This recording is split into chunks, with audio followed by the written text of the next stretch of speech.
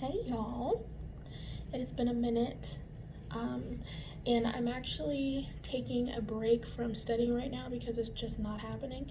And forgive me if I keep looking somewhere else because my camera on my phone is actually on this side, and I'm not used to looking over there. Um, anyway, I have been trying to get around to making a video for a while now, and I figured this would be probably one of the best times to do it because I've been struggling trying to study all day today, and I will get into that. I did go back and watch my last video where I said we would go over some things, and so I made a note about that. I mentioned 5 things, the loss of my mentee, which I'm not going to go over today. I'm just not in that space right now. I don't agree with the church, how black men and black women relate to each other, and fitness in school. So I, for now, am going to focus on the update on fitness in school because that is most relevant right now. And I thought no better time to do this and to help myself stay awake than to just go ahead and make a video that I've been promising for a long time. I'm in summer school right now, and I'm ready for it to be over. I technically have, this was the end of week 10, and there's 12 weeks total.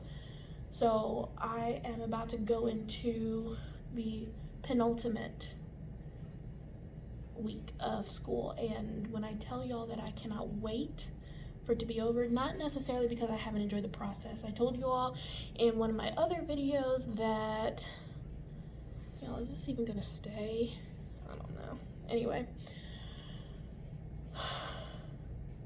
no, I need to take this down because I realized, oh gosh. Anyway, I told y'all in one of the other videos that it's just a lot of work, and it is. It is. I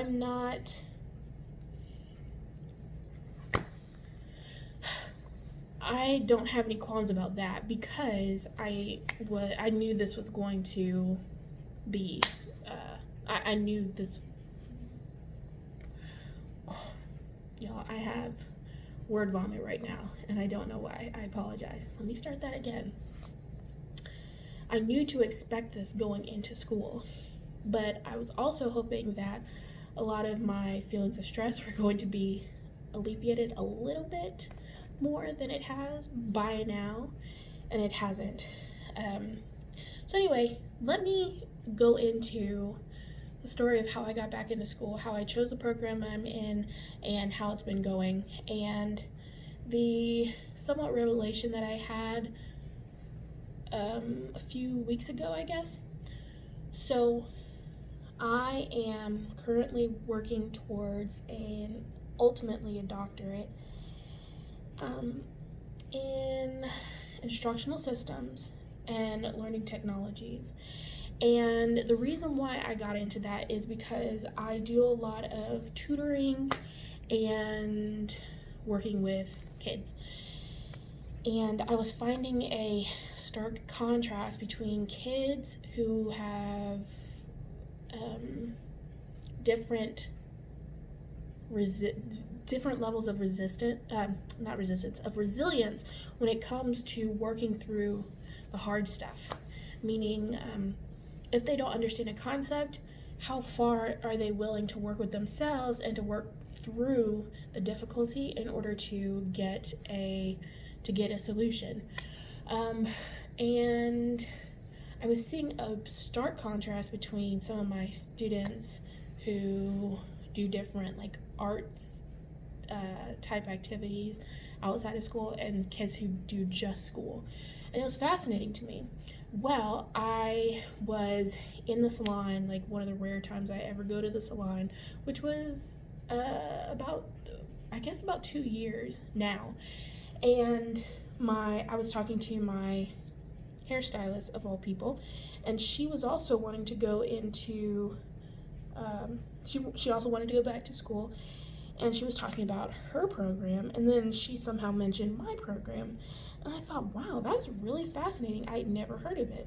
So I went home and did my research on it, and for me, it was like the skies opened up and you heard the angels sing and all that, because blah.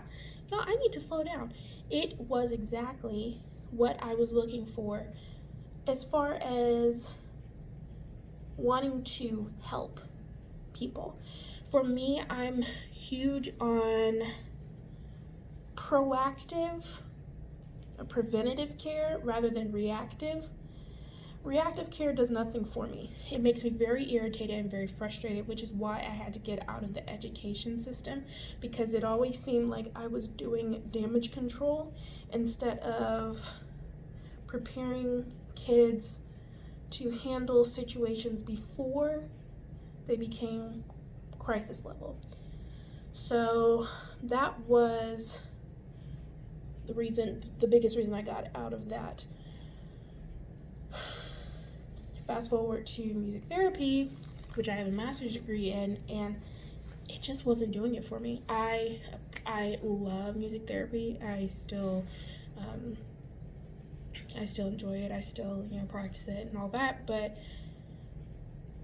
I was hoping to go into music therapy in a medical capacity, and it was just too taxing, too emotionally draining, too all of that, and I just couldn't handle it.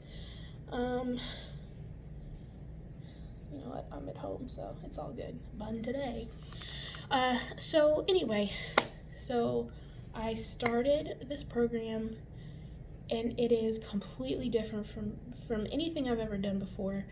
It is really stretching me in almost any way possible, because I came into the program knowing absolutely nothing, knowing absolutely zero terminology, about any of the greats in this field, any of the lingo, none of it. And it was very, very, very overwhelming. I'm beginning to get a hang of it. For me, I don't know about for other people in the program, but for me, I essentially have to think backwards in order for me to understand everything. I do a lot of reading.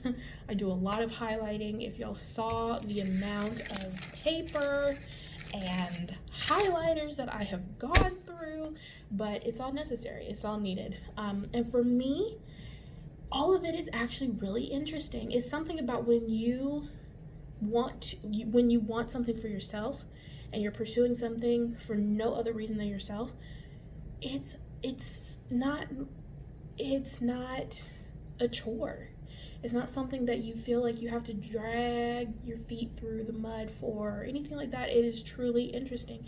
I think that's one of the reasons why this class in particular that I'm about to talk about is so stressful, is because there is so much to read, but because it is so fascinating and genuinely interesting for me to read about, I read it all. Which is not a bad thing, but there is still only 24 hours in a day, and there's only 7 days in a week. And for this particular class that I'm talking about right now, that I'm taking a break from, the majority of our work has to be done by Wednesday. Every week. And it is very stressful. It's a lot of reading that has to be done beforehand before we can even make our initial post. And quite frankly, it's just very stressful. So that's kind of the rundown.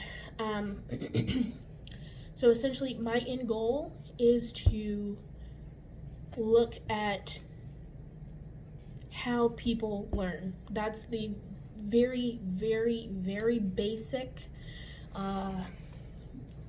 threshold of what I want to do, is looking at how people learn and how we can improve how people learn over just telling them what to learn, if that makes sense.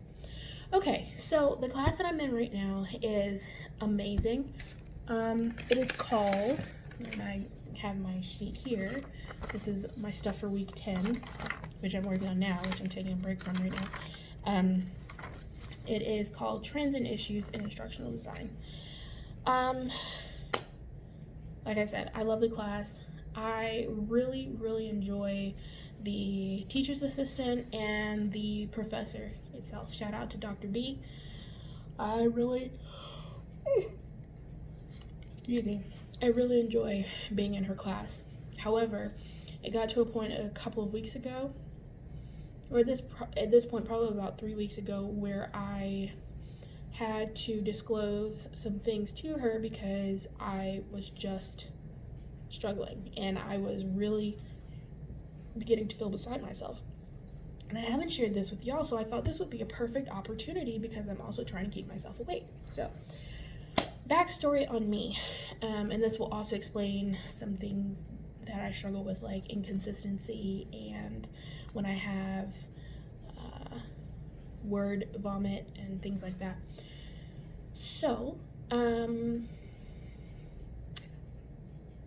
would say about 12 months ago, and I'm actually mad because I should have looked this up before I came on here, but basically within the past couple of years, I've really been my own advocate as far as figuring out some things that I've been struggling with much more than in the past. And I think it has been about the past couple of years, but it's only been within the few 6 to 8 months where I've been actually started the process of being treated for things. I had a bad car accident back in 2011 when I was a rising senior in undergrad, and after that accident I started having issues with staying awake. I did have a brain injury, but I moved fairly quickly after graduating from undergrad, and so I had only just started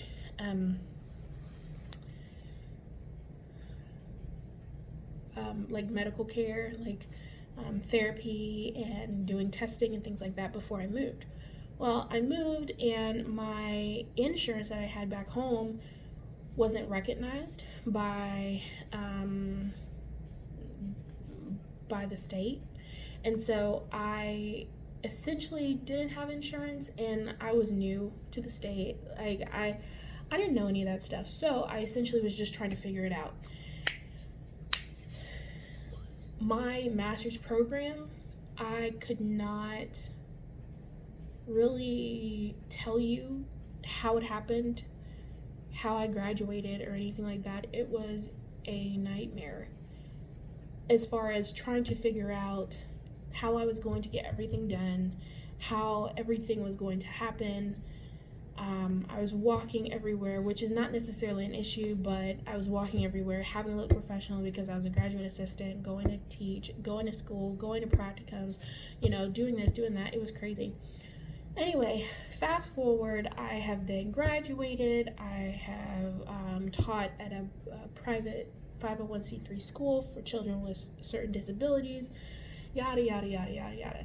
Well, those sleep issues that I was having when I was in undergrad, they somewhat began to alleviate, but I didn't realize at the time the patterns that start to form surrounding the issues, which were high levels of stress, high levels of anxiety, when depression kicked in. And again, those are things that I'll go over in another video. The job that I have currently right now, I'm a program administrator. The job that I have right now was the catalyst for me to begin really looking into what was wrong with me.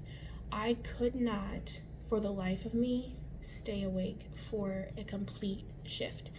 And I was beside myself. There was times that I would wake up before I even realized that I had been asleep. And it was horrible. And it wasn't even just me falling asleep. It was everything surrounding it. It was me being constantly exhausted, not being able to sleep at night, even though I was falling asleep during the day, having issues with insomnia, word vomit. It was just all sorts of crazy. And I was finally at a point where I could use my insurance to go to the doctor.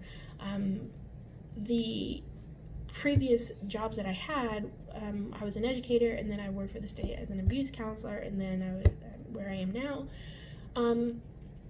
I had, fairly decent insurance as an educator. It wasn't the best, but it was decent. I won't take that away from them. And then when I moved to being an abuse counselor, the insurance was good. It was good, but I couldn't afford to go.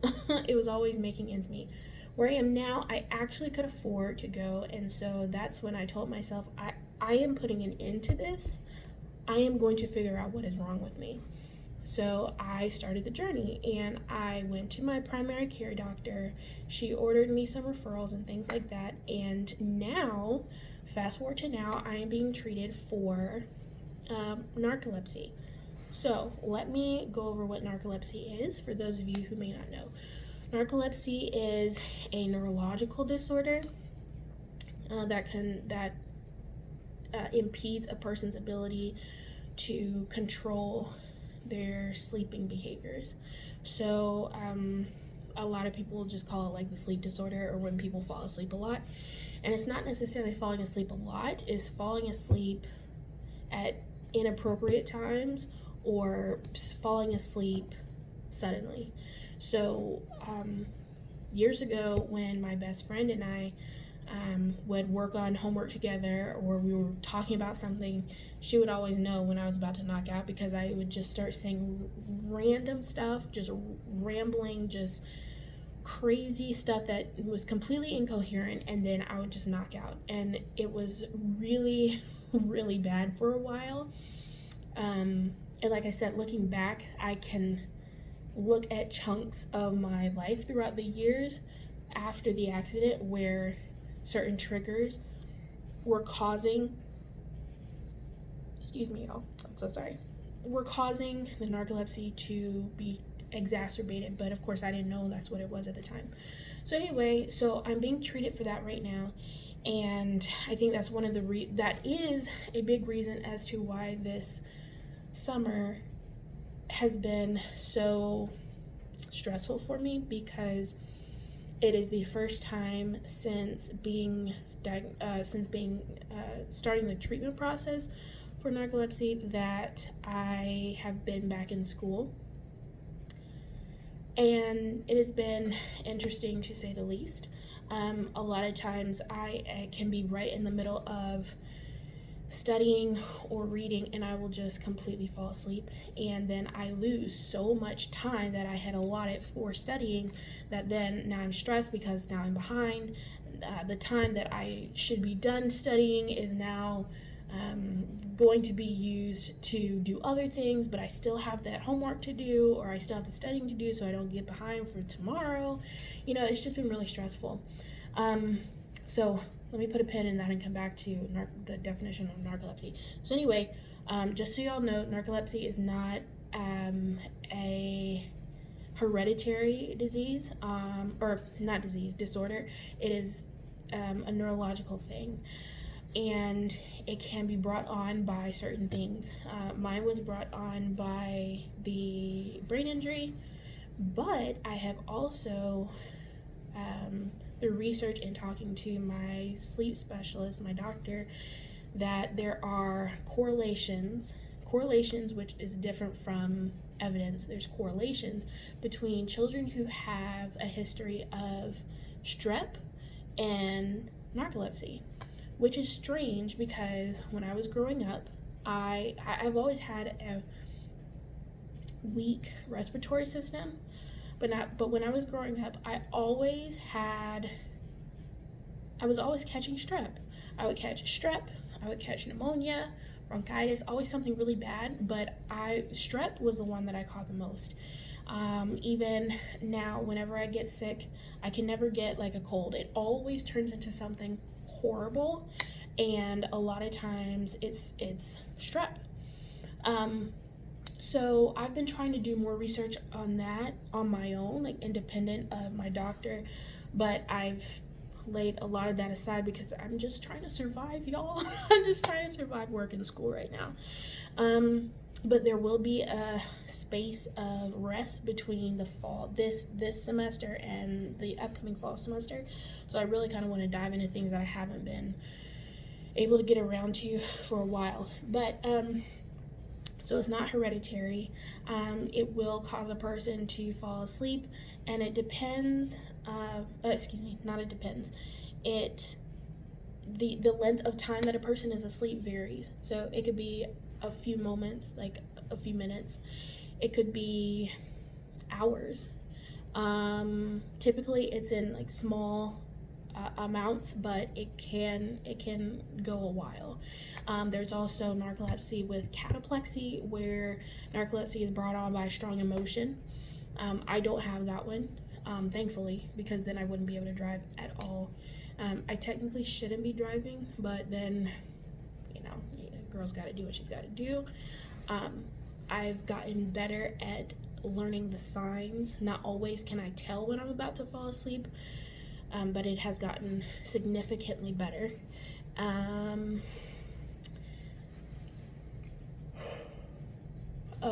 Narcolepsy also causes a lot of, I just realized my phone is on 5%. You know what, I'm actually going to make this a two-parter. So I'll just finish the definition of narcolepsy, and then I will tape again later. But it also affects a person's ability to sleep. A lot of people with narcolepsy have issues with insomnia, trouble falling asleep, trouble staying asleep. One of my as a part of the treatment plan, one of mine is to use a CPAP machine, which is not cute at all, but luckily she's single as a dollar bill, so she doesn't have to worry about looking cute for anybody. And it does help. It does help for me to feel more rested. My narcolepsy is brought on, or rather it's exacerbated more by high levels of stress, high levels of anxiety, and when I have bouts with depression. And those things, by the way, were also brought on by the accident. TBIs, which is short for traumatic brain injuries, are a very interesting beast, because a lot of the things that I deal with now I did not deal with or even relate to before the accident, but that's another story time. So high levels of stress, anxiety, and depression exacerbate my narcolepsy, and it can just be ridiculous. There was I think it was last Saturday or the Saturday before, I could not stay awake all day. And it was to the point that I'm trying to check sorry y'all, this is why I need to get a camera, but that's down the line. Hopefully I might make that one of my goals for the fall. Anyway, it got to the point where I had to reach out to Dr. B, because it was becoming such a struggle, and I'll get into that in part 2. But that's kind of an overview of what I'm dealing with, and then I'll tell you even more so how that affects my day-to-day life, consistency, my social life, all of that stuff. So tune in maybe an hour or two for the next part. By the way, Snapchat, Pretty Pearls 23, PrettyPearls 23. All right, I'm going to try to make something. I'm going to eat this banana, see if I can wake myself up a little bit, and then try to tackle a little bit more homework, and then come back and do part 2. All right, see y'all on the flip side.